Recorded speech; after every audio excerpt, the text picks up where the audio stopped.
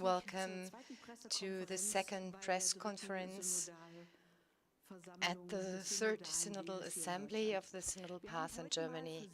We have actually, as a little surprise today for you, not members of the Synodal Committee here on the panel, but 4 other persons who are very important for the Synodal Path and who are actually drawing their own conclusions and are involved with the Synodal Path, of course.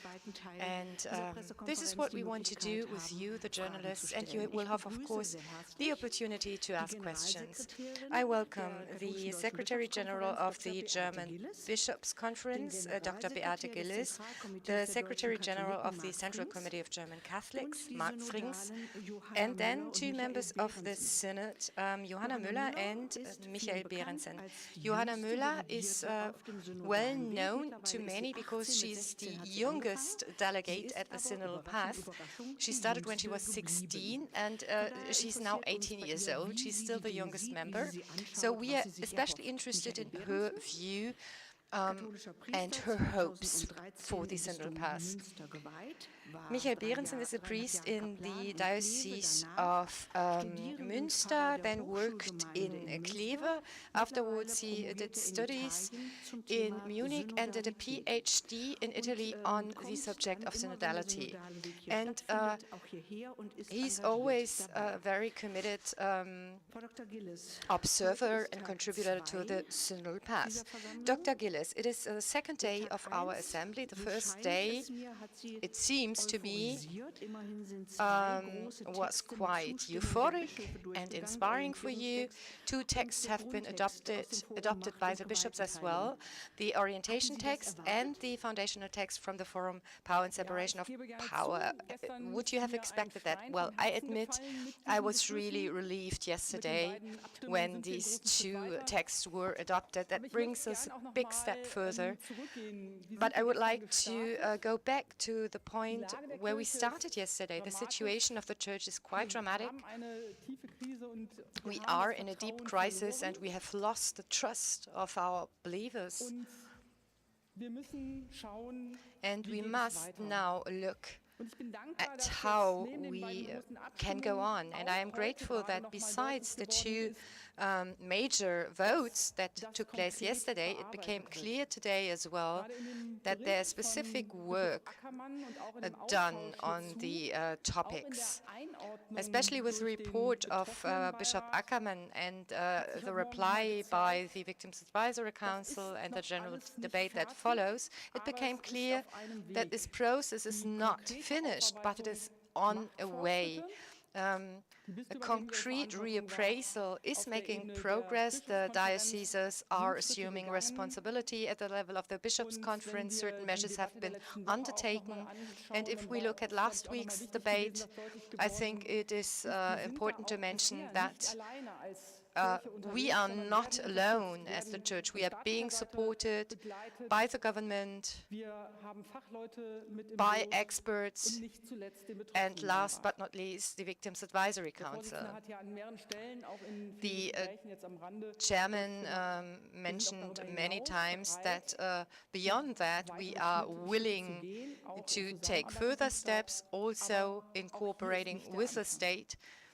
But, well, this is not all, of course. And now, with regard to the topics of the deliberations, and I must say it was really a highlight yesterday, it became clear that the systemic factors are deeply have a deep impact on the structures of the Church, and the resolutions on the orientation text and the foundational text on power and separation of power are important steps. The orientation text made it clear that in the here and now we are tapping into the potential that lies in tradition, but we are heading towards the future. And the foundational text on power and separation of powers pointed that out very clearly in critical points, strengthening synodality, participation of the believers, the duty of accountability of those in office, use of instruments that are already available. Those are no longer simply objectives, but have become part of the foundations we have laid out. Okay, you couldn't say this is a breakthrough. You couldn't say that we already have a different or a renewed church ready, but I think we have laid a good foundation. And two words on the deliberations that took place. I think the past 2 days have shown that we have a good argumentation culture, and the debate has been much more differentiated than simply saying, okay, there's the bishops on the one hand, and on the other hand, there's the other positions. The debates have shown many more different positions and limitations as well, and it became clear that between the synodal assemblies, intensive deliberations have taken place when it comes to the different motions, for instance, and everything has been very well prepared so that we could vote on these texts today. So the synodal assembly is much more than what we are seeing here during the 3 conference days. And that was a critical point raised by the press.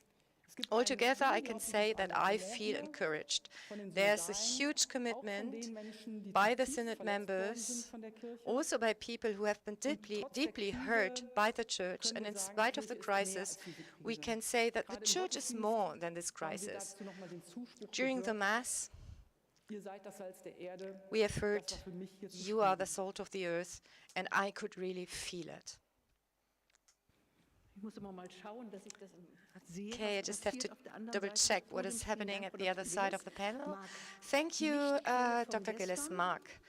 The source of light that we saw yesterday, the decisions that have been taken. Will this light continue to carry us until Saturday or even beyond?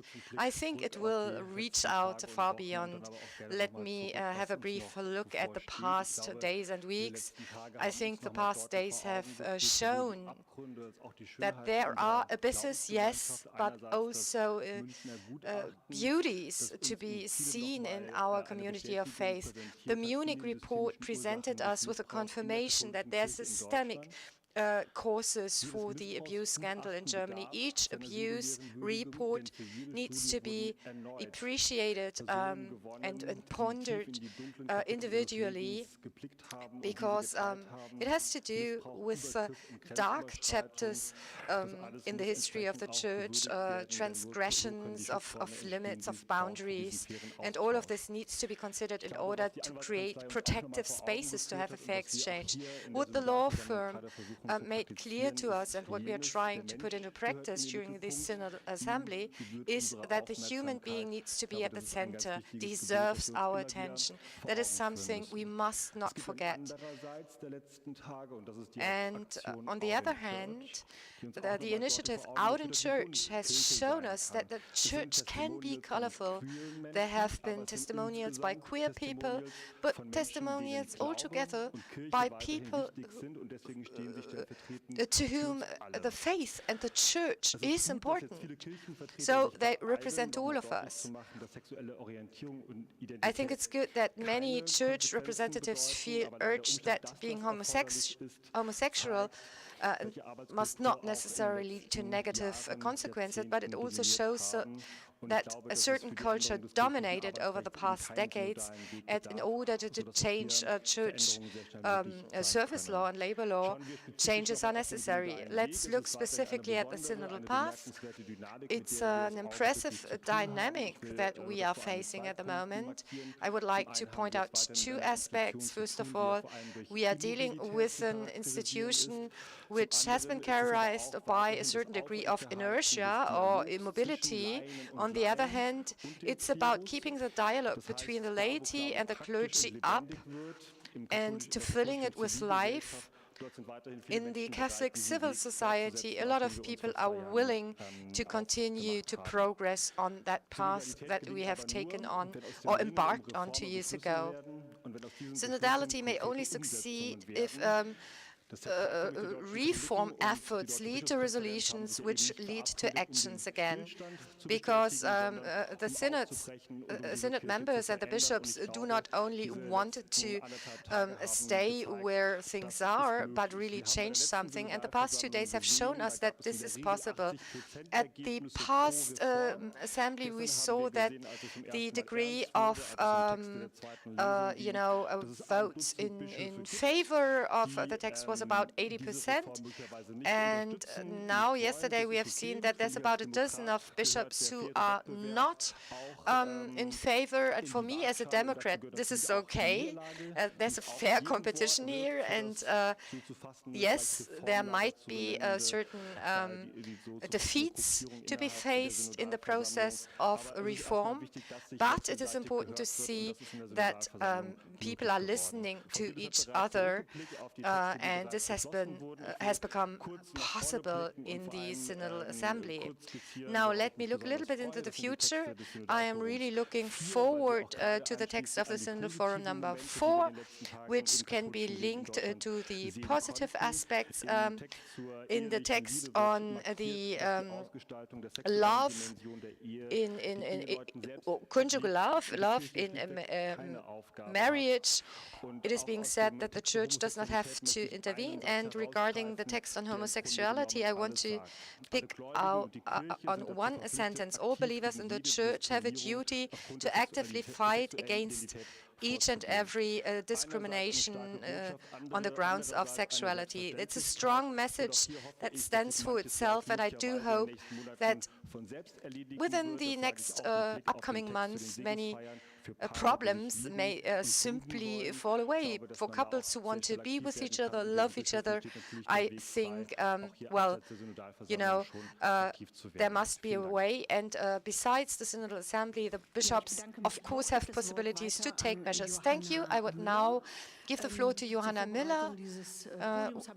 During the preparation of this panel, I read a few interviews that you have given, and you said in the beginning that she often feels ashamed of being a member of the Church she is so committed to. So, Ms. Müller, what about now? Do you still feel ashamed of the Church during this Third Assembly, or do you feel better about it? I have to say that during the last weeks, it got even worse and even more difficult. So this statement is still due. I cannot say everything is okay, we're at the Third Assembly. I cannot say that the Church in general is embarrassing. This would be way too a general statement, but during the last days I felt uncomfortable also before going to Frankfurt, and it was difficult to go here.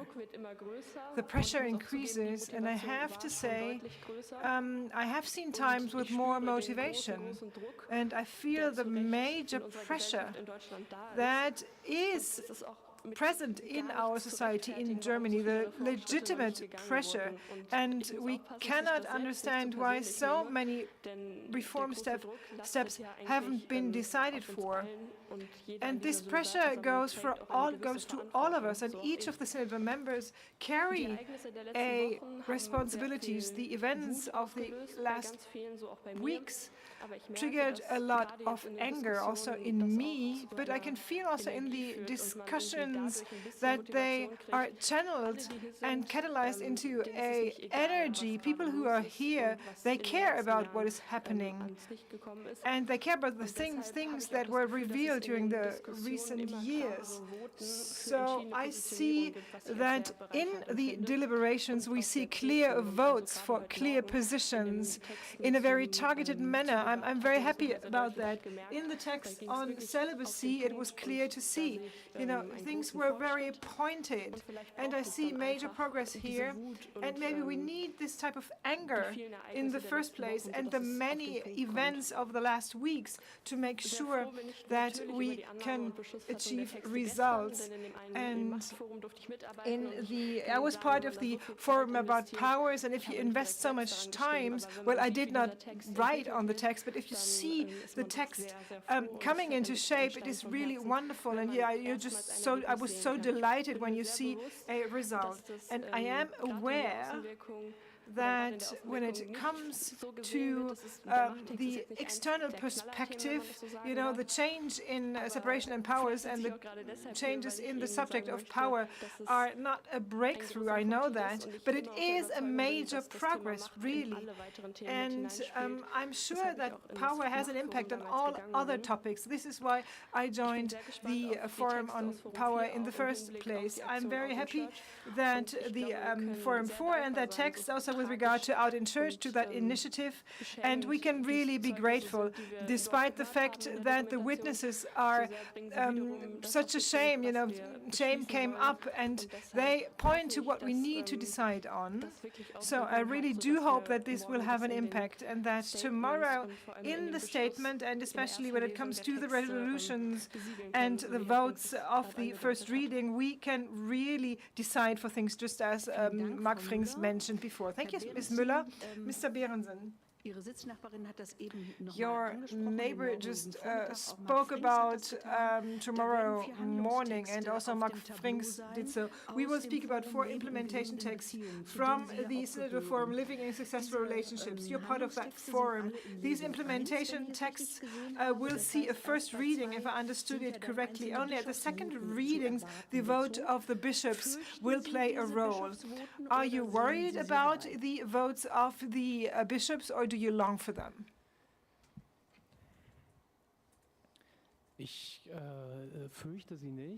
I'm not worried about them. I'm not scared about them. So today and yesterday, I gained more optimism, and I respect and acknowledge the way we grapple with each other.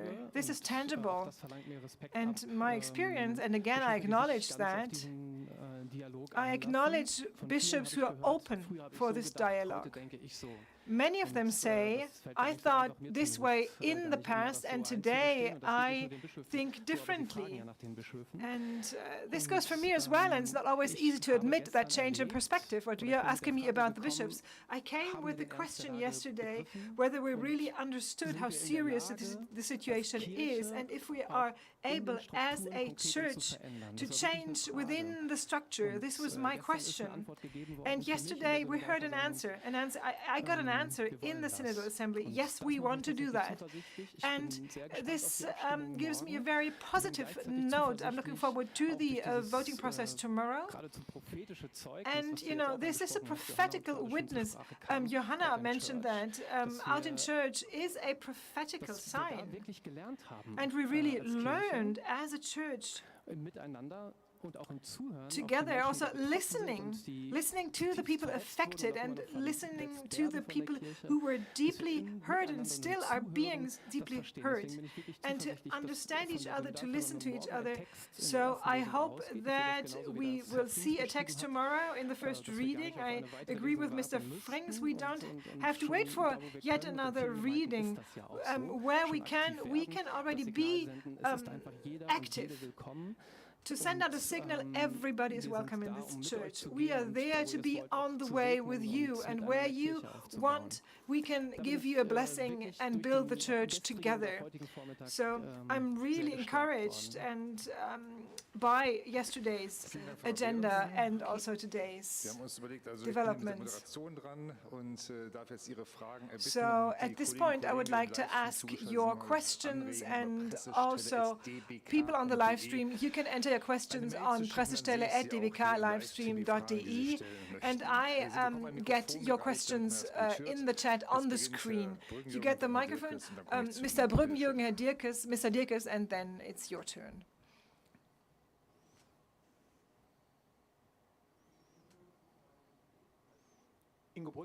Ingo Brüggen, Jürgen, Dom Radio. My question goes to Dr. Gillis. Dr. Gillis, yesterday in the open debate, people initiated that with regard to labor law, you could accelerate the synodal path if the bishops create resolutions on what they share.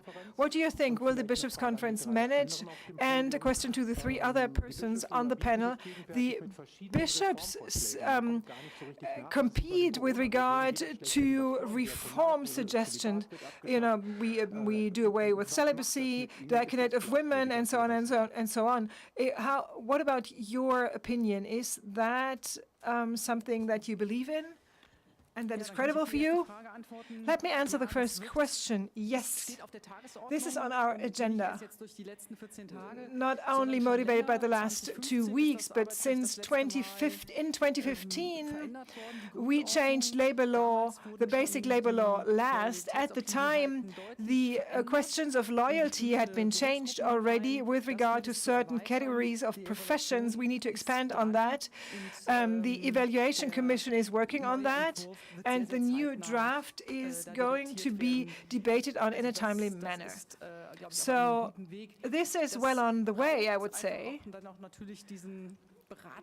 Well, we still need a deliberation process, but it's well underway.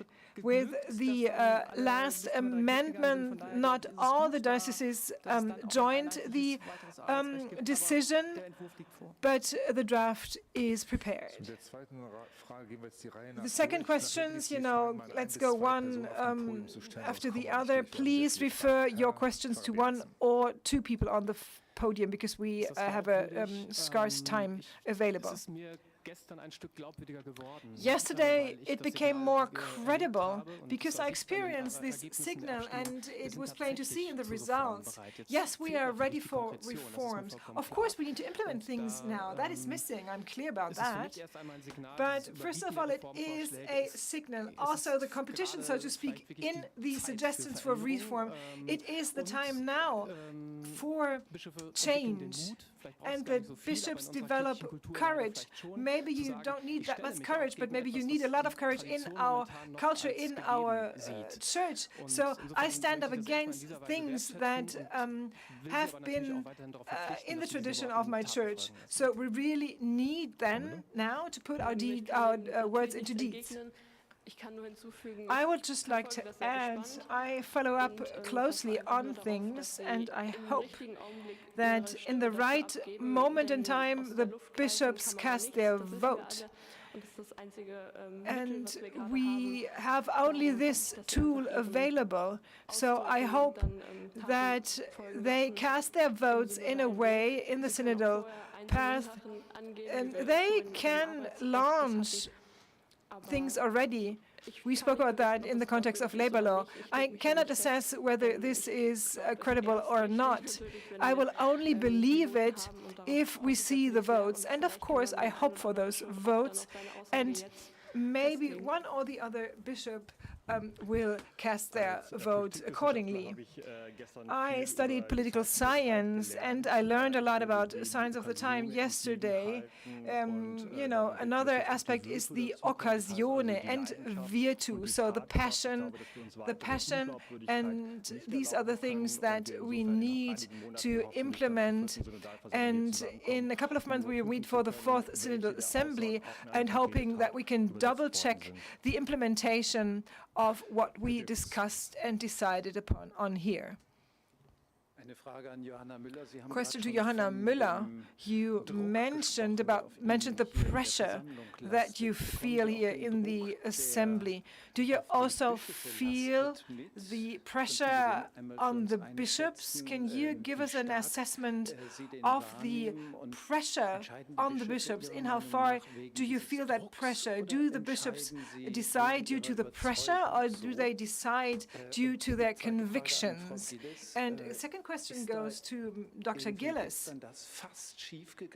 Did it almost go wrong with the orientation text? 3 or 4 votes more on part of the bishops, the result would have been different, probably with leaving, with the Catholic Central Committee leaving. You know, that was tight, you know, a tight success. Didn't you prepare the bishops that this is not the way it works? Of course I feel the pressure, but I cannot speak on behalf of the bishops. You have to ask them yourself. And given the media presence, you know, there's more pressure, and it's clear also the role of the bishops is clear in the synodal path. And we have this majority regulation, and so the pressure is higher. And also the synodal member increased the pressure on the bishops because we have our own interests. Of course, if they cast their vote due to the pressure, I don't know. But I believe they can cast a vote along the lines of their conscience, and they are guided by the content. And if people vote due to the pressure, I would say this is good for us. Very simply, for the majority interests getting the majority. But at the end of the day, everybody is responsible. But with regard to the discussion, I would say it's all about the content, and most of the people are interested in the content results at the end. Every synodal member has an individual responsibility, and that goes for the bishops as well. You know, there's no force to cast a vote in a certain way. And given the voting procedure and the regulation that we needed 2/3 majority of the bishops, of course people focus on that topic especially, but there's no force for a decision with regard to the fractions because there are no fractions. So the bishops are obliged by their own conscience, and I think it's good that this becomes tangible also for the overall assembly, and the bishops clearly know what is at stake. You could tell from the different statements, and things went well. The colleague sitting in front of Mr. Gerbacher, please. Anne-Kathrin Hochstrat, Hessischer Rundfunk. We looked back on the past resolutions and on the topic of the past weeks. I would like to take a look at this afternoon. Ms. Müller and Ms. Gillis, women present on the panel. What is your perspective on those texts, the role of women, what might change, and what is going to change, what should change from your perspective?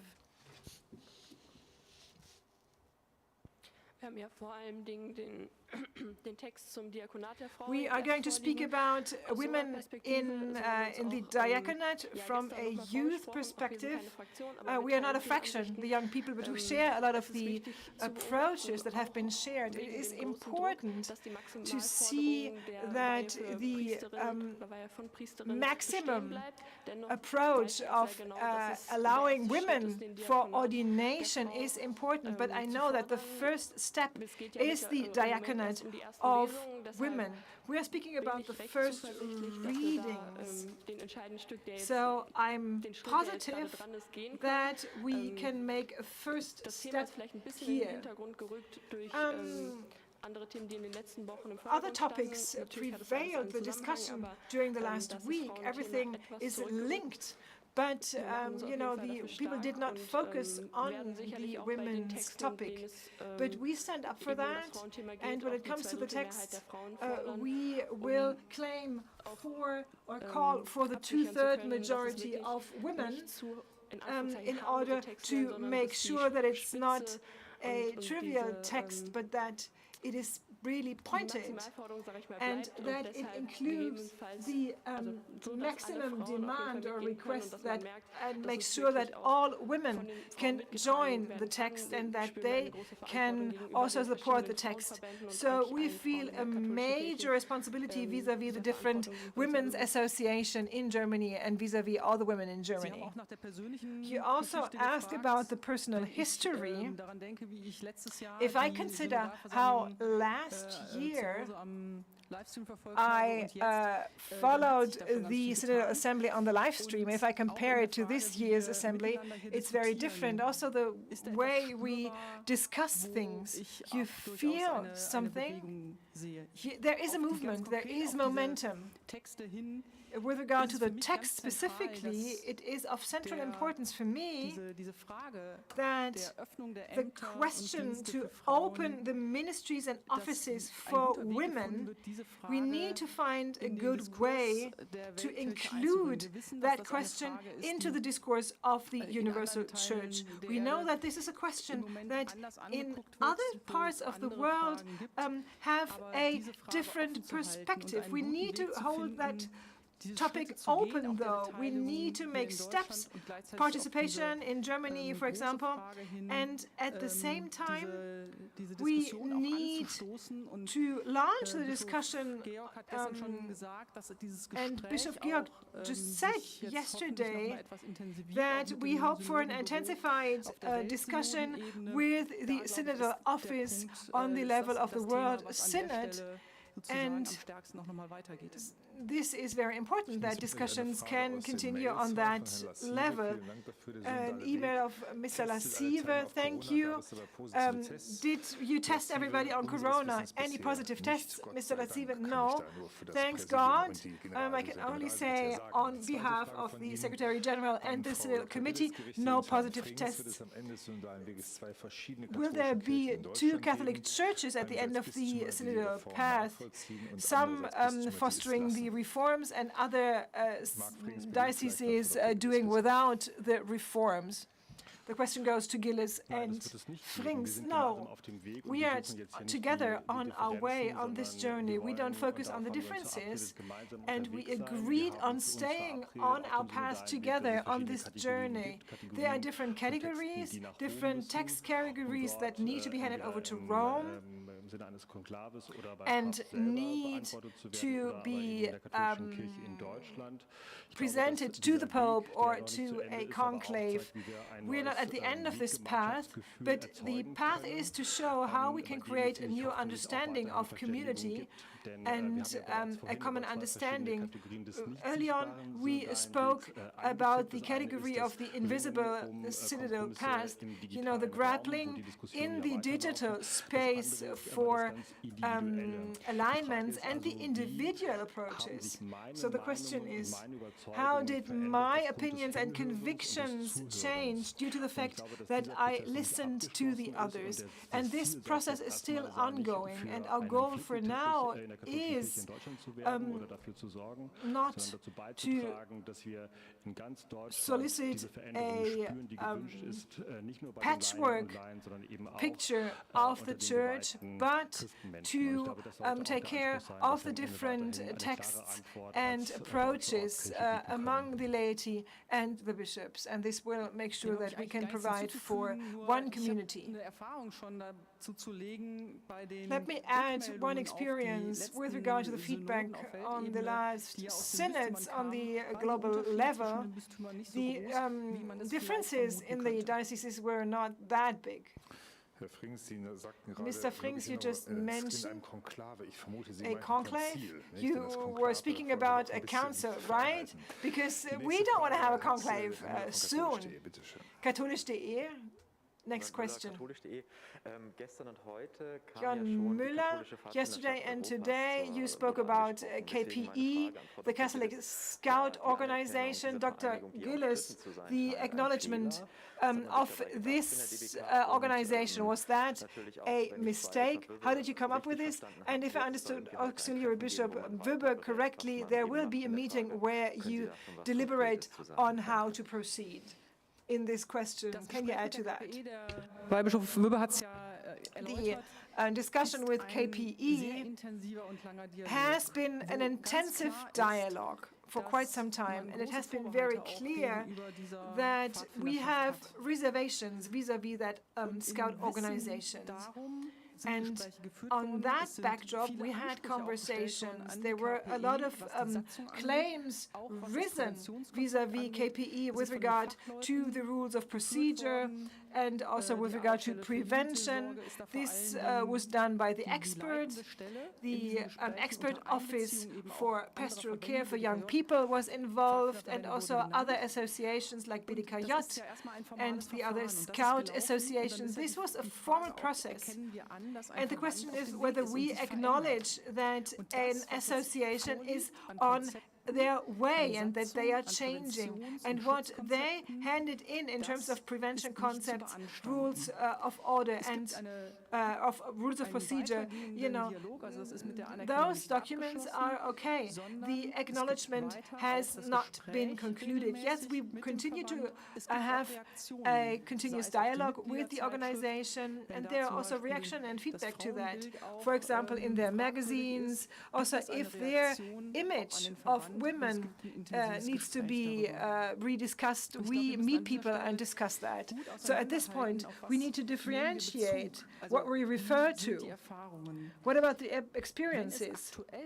If currently, for us, there's feedback that the association does not meet the requirements of their own concepts, we are going to control them and monitor them. The conversation today that is going to take place serves purposes of information, because it became clear that the fact how things became public about the acknowledgement of this association, and also with Ms. Beck, she is affected. She's the affected person of the Scout organization. We had a conversation with her, and beyond that, there are other people who felt irritated, and we are going to inform about the situation. We are not going to discuss a new process. And the question is whether we get a specific feedback, and that it might be that due to the public debate that was carried out also here, there will be more feedback, and we're going to follow up on that. Kölner Stadtanzeiger, bitte. Mr. Frank of Kölner Stadtanzeiger, please. One question to Mr. Frings, one to Ms. Gillis. Mr. Frings, you said that there would be possibilities of a defeat for the reformers, that this would be part of dynamics of such an event. So which texts are candidates for a potential defeat? And against the backdrop of what my colleague Dirk said, that their votes were missing by Bishop Wolki, Schwaderlapp, and the auxiliary bishop of Regensburg could have made a difference. Oh, okay. At the motions committee yesterday, it was mentioned that they had adopted all the proposed amendments that improve the text. So what about those that had not been taken on? Because for us, as the press, we don't have access to Antragsgrün, so we cannot evaluate this. Is that what you think transparency and an exchange on critical points means? Mr. Frings, thank you for this question. Well, I think you, with regard to the first part of your question, you cannot choose individual texts that might be the delicate candidates. With regard to the negative votes, well, the question is whether this is a well-founded or fact-based decision, or is that a trend that will continue? Those who had problems with the foundational text on power and separation of power might have a different position when it comes to women's diaconate or the question of sexual identity.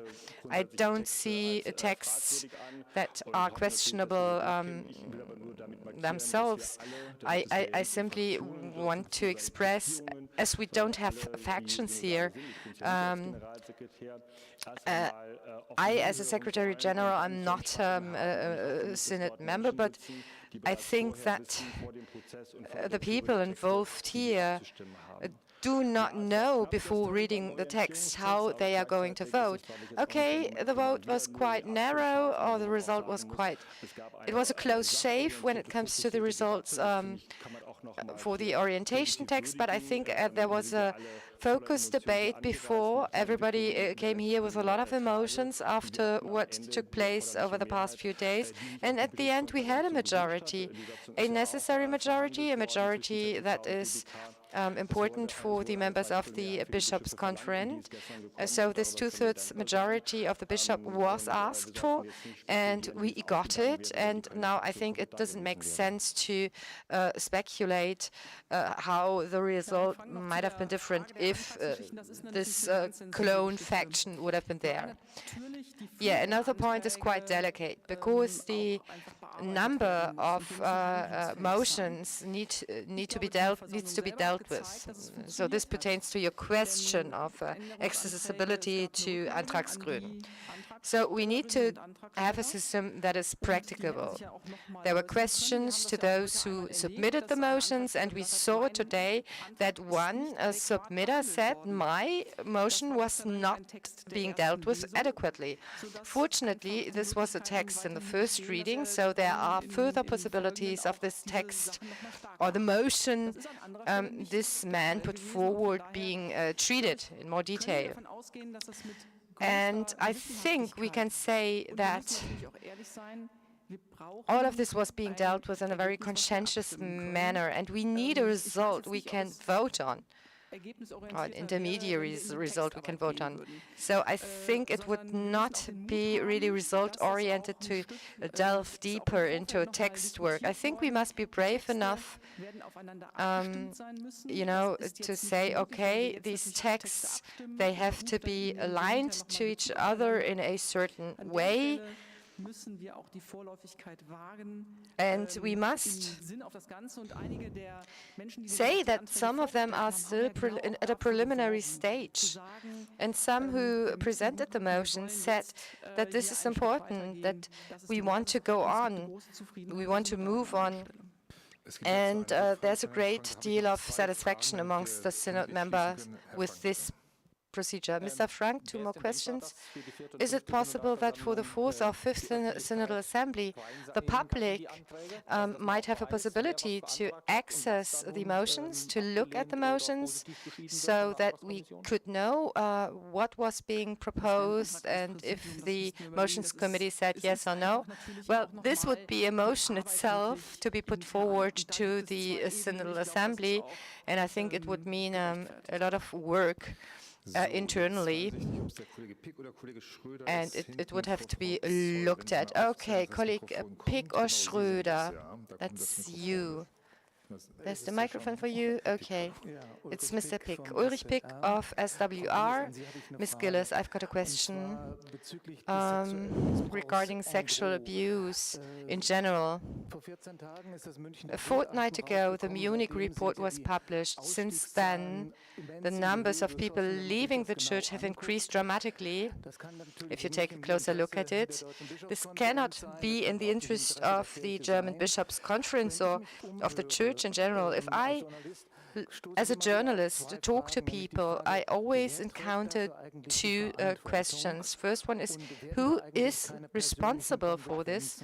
And a second question is, well, are any consequences following in terms of a personnel decision?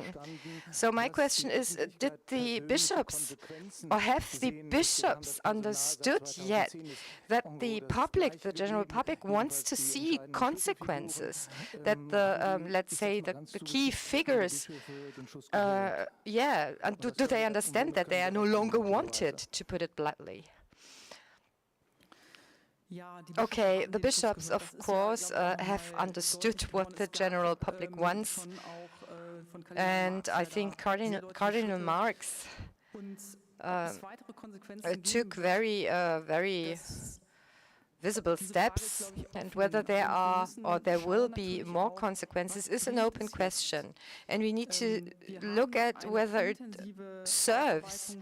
We have had an intensive reappraisal work, which is still ongoing and which makes responsibilities clear, names them in the different dioceses. I think it doesn't help anyone to look at, individuals resigning. It's about a general assumption of responsibility. And Mr. Erbacher, last question, please. It's a question in terms of organization. Yesterday evening, one text was not being dealt with. I think it was the one on the participation, involvement of the faithful in the appointment of the diocesan bishop. Is that suspended, or will it be dealt with at a later moment during this assembly? Yeah, we have deliberated on that, and it's very difficult because we have to look at our schedule, and there's kind of a competition amongst the different forums who will get how much time. So we have to postpone this one and put it at the end. We do hope that we will have time tomorrow, but we have decided to continue with the program as planned today, and you have seen that before the Mass we had actually looked at another topic of the agenda. And of course, the deliberation on texts that are still at the first reading are very important, not in order to avoid that there's too much documents waiting for the next assembly. But we are not altogether happy with this situation. Ms. Bartsch, I give back to you. I'd just like to point out that there's the final press conference tomorrow at 15:30, at least according to our plan. So if there will be a vote on this implementation text that was just mentioned, it might be a bit later, but the idea is 15:30. If you want, there's a snack outside. The lunch table is late until 2:30, and that's just an invitation I would like to put forward. Looking forward to seeing you again tomorrow, and I hope you will continue to accompany the Synodal Assembly. Thank you very much for your presence.